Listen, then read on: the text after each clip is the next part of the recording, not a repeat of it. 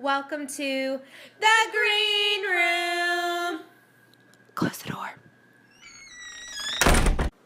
Now that we're alone. Hey, my name is Kendall Hagan, and thank you for joining me in the Green Room. So some of you may be wondering what the Green Room is, and I'm just going to kind of explain to you a little bit about what this podcast is going to be. So this podcast is called The Green Room because it's mainly a theater-based one. If you are in the theater or you've ever been within the theater, you know the Green Room is kind of the chill area where all of the theater nerds, I guess you could call them, go to hang out, chill out before a show, during a show, after a show. It's kind of just the room where everybody gets to have fun, gossip, talk, all kinds of things. So that's kind of gonna be what this is about. So I'm hoping that people that are in theater, people that aren't in theater, maybe this will help you kind of get a better perspective on us, make you fall in love with theater as much as we do. So what I'm mainly going to be talking about, though, are some current events that are happening in the theater world. So shows on Broadway, current news that's involving the arts, and so much more. I'm also going to be having a kind of a theater gossip segment each show, so we can kind of just talk about things that are happening, maybe some rumors that are heard throughout the theater business. And today, luckily, we have two guests on the show, two close friends of mine who are both theater nerds, and they're going to help us with this segment and kind of give a little background, give some of their stories and stuff. So I hope you enjoy it.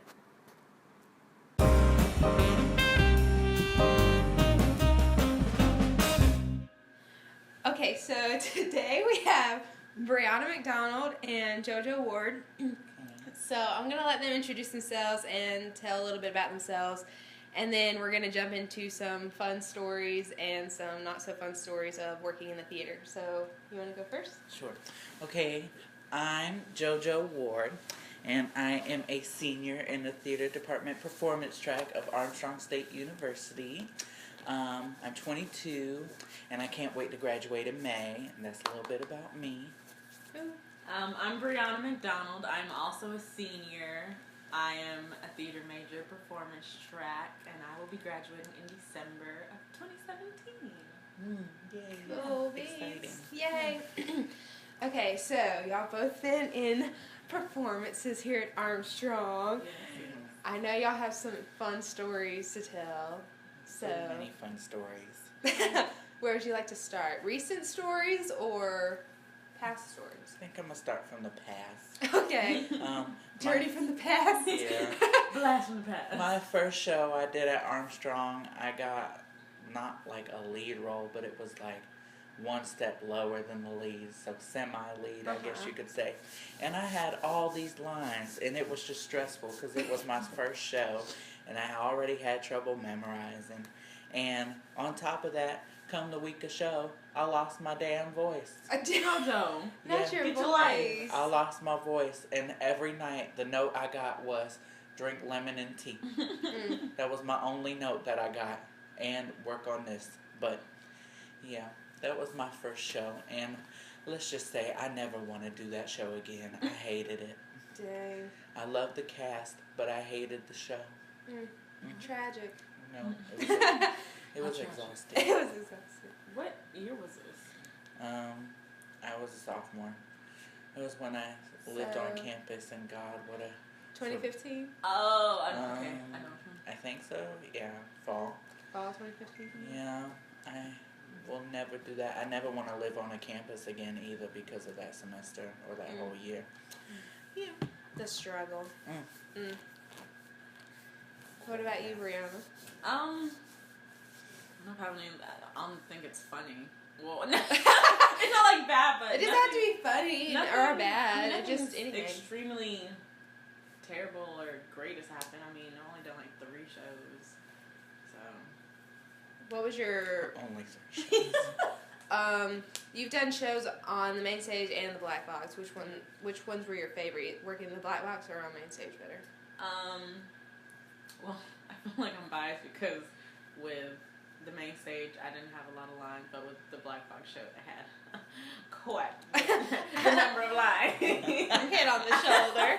I had like actual names. I just wasn't, townsperson number 1 or Yeah. soldier number 4. Come through, So, soldier. I try. But I do like the Black Box because it's more intimate, and the selections we do are more. They're wider in genre, I guess I would say. Because main stage is more classics, and they stick to a certain. What's the word I'm looking for? Like a certain genre. Yeah. Mm. And with Black Box, you have a wider Variety. Yeah, wider variety and more creative freedom in a sense. You get a little bit more raunchy. Yeah. In the Black Box. You get raunchy. There's it's a little bit more freeing. There it is, and there's creative freedom, but then that's always not the best thing in a sense. I agree. I think the main stage at Armstrong is specifically more easier to fall asleep to, because it's like, oh look, I'm an actor, and for dramatic acting, all I do is yell at the audience the whole time, or I'm up here reciting lines from Shakespeare, and I just think that's exhausting for an audience to watch. But I've only done one Black Box show my entire experience at Armstrong, and I feel like that one Black Box show was the best because, one, I grew as a performer throughout that whole entire only month to prepare for that show. Two, it was easier to connect with the people around you because you're so close, instead of being on top of a stage where you only get to face the audience one way and just recite your lines. And I also think that the Black Box brings the cast closer together because you literally have to be up on top of each other, as opposed to main stage where you got all this space to fill and just a big old whatever wall to help you guys out. That's true. Yeah, that's very true. Unless you have a big cast like some past productions. Oh yeah. Then it kind of takes up space when you're all on stage, but that's true. I agree. I think Black Box is a little bit more intimate, and the cast is usually smaller, so you kind of have to connect with them, kind of thing, You got no choice. You You're in a room with them absolutely no forever. choice. That's true. Yeah. Any horror stories you want to share? Anything that went terribly wrong? Well, I'll just say I hate that Black Box performance dates always interfere with like some kind of conference or convention, because every time that I have been involved in a Black Box show recently, things have gone wrong with the set. They fall down. Yeah. I remember I did this one show for my senior year, and the wall that was there just fell down. It plopped right there. Not Humpty Dumpty. Yeah, and it had a bunch of heavy, not heavy, but, they had some pounds on it. And I was just like, well, thank goodness nobody was standing right there. True. But we had to wait until the next week because the person who was over that part was out at a conference or a convention or something like that. And it was the same way whenever I did another show my junior year when I sound designed for that one. And something went wrong with the little projector screen that we were using for the show. And it wasn't working out. And it was made completely inside out. There was no way to use it.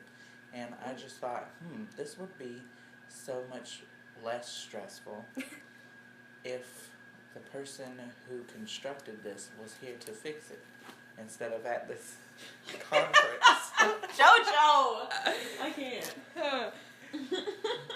That's very true. I mean, you need a good set that's not going to fall on you. Right. Or that isn't just wood. It also sucks doing a photo call without having costumes completely finished or set completely finished. That's true. I feel like that's something that needs to be stepped up in the game, whereas if you want photo call by this date, then the set, or at least majority of it, including the painting of it, and the costumes need to be 95% done. And by 95, I mean like you're missing one shirt out of everything. Yeah, because there have been times where you take pictures just to post them on social media when you're still in the And rehearsal you can't process. use them.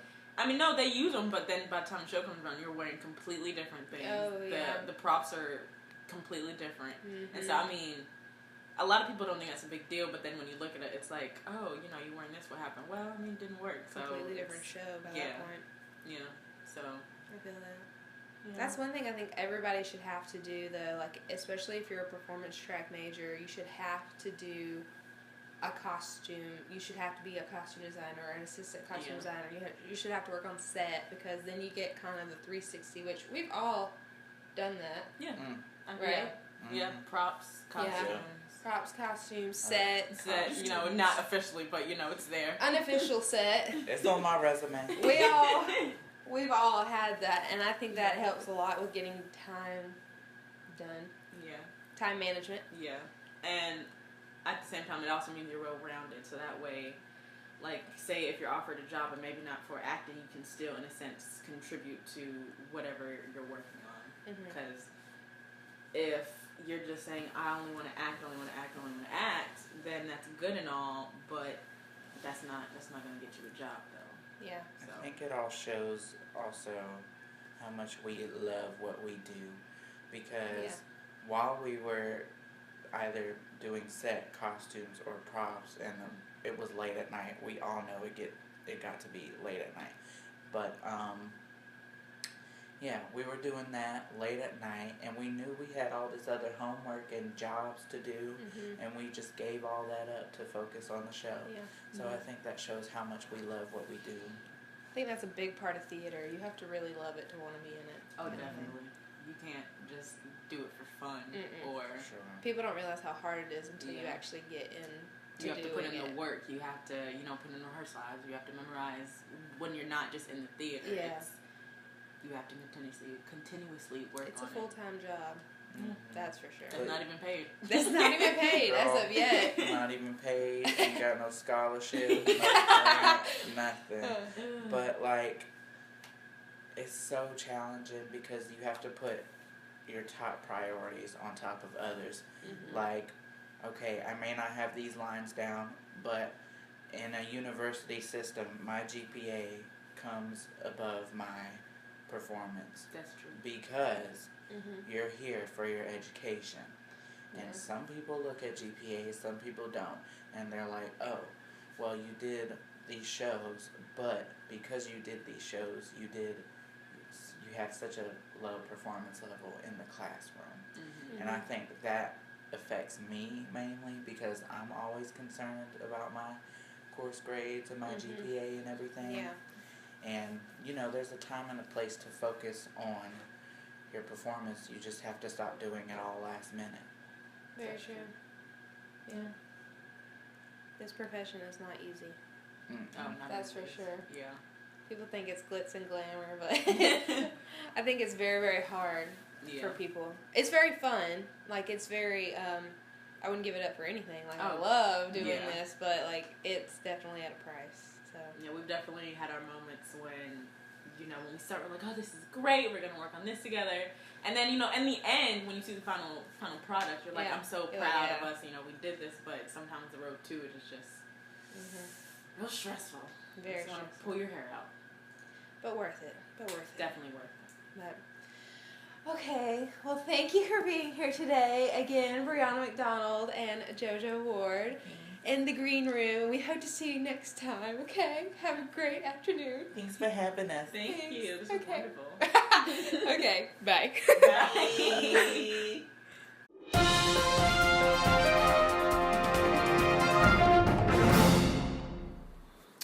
Okay, so I just want to thank again JoJo Ward and Brianna McDonald for being here and helping me out with this podcast. So now we're going to get on into the segment about some current events that are happening, some cool things happening on Broadway. So I first wanted to start it out with that I am completely and utterly obsessed with Anastasia. So many of you may have heard of Anastasia from the 97 film, Anastasia, which was absolutely amazing, and now they've decided to bring it on Broadway, It'll actually be opening next week. So that is like so exciting. I'm so excited to see how this turns out. I will be traveling to New York next month, so I'm very hopeful to see this play. And hopefully, if I do get to go see it, we can talk a little bit more about it maybe on the next podcast. But it's just so exciting. It's so beautiful. The cast is amazing. The songs are absolutely beautiful. They've added some new ones in while also keeping the classics for all of us like me that were the 90 babies who just fell in love with this. And I'm just so excited to see how this turns out. And I know it's going to be great. It's really an awesome play, and I'm very excited for them. So that's kind of some good news, some good stuff to talk about. But I also wanted to talk about, I actually just saw this today, and it's a little disheartening.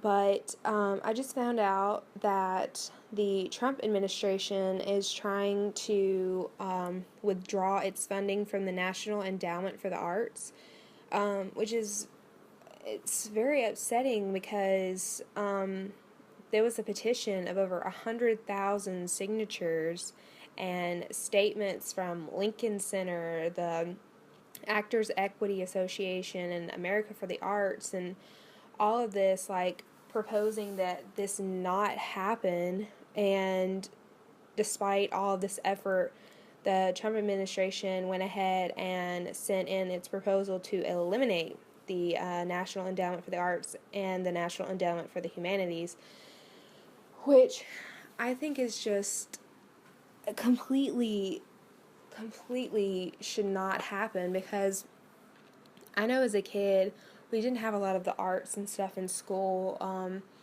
and I just think the arts is such an expressive way for kids to get out how they're feeling, whether it's theater, music, drawing, actual art, and for them to just completely get rid of it, to try to cut this budget for, make America great again. I think the arts are what makes America great. It gives us all that opportunity to express ourselves, and in other ways, it's artistic ways. The arts are getting kids off the street. It's getting kids out of jail that normally wouldn't have an opportunity to express themselves, and for them to think that that is a waste, it's heartbreaking. And I'm hoping that this proposal does not go through, because we need the funding for this. We need, the arts is so overlooked, and being in the arts, it's so depressing to think that I am about to graduate with an arts degree and there's no funding for us out there. And I wouldn't want anyone else who's growing up who has any interest in the arts to not give it a chance because they were afraid that there wouldn't be funding. There's been some stuff talked about, like what you can do, and there's actually a man who is the Dramatists Guild president, Doug Wright, who has been telling people, they need to engage the press, and over the next 4 years that we need to use our platforms, so our plays, our operas, our paintings, our music, anything, and we need to address this and show our frustration for the government, short-sightedness and not seeing and how important this is. And he's saying, like, if arts is cut from schools, then we need people to volunteer. We need those people that are passionate enough that they want to do something, even if they are getting paid for this, so that we're still able to give these children these arts that are so highly needed in school. So just think about that. Look into it. Find some stuff out. If this does happen, please be that person that's willing to volunteer to go out and help express the arts to children, to college kids, to anybody. That we all need art in our life at some point. So that's kind of all I really have to talk about today. I hope that, you'll go check these two things out. Anastasia being, great, and this new proposal kind of not being so great, but if we become, knowledgeable about it, hopefully we can help do something about it so it doesn't actually happen. So yeah, thank you so much for joining me on this part of the podcast, and we hope to see you next time.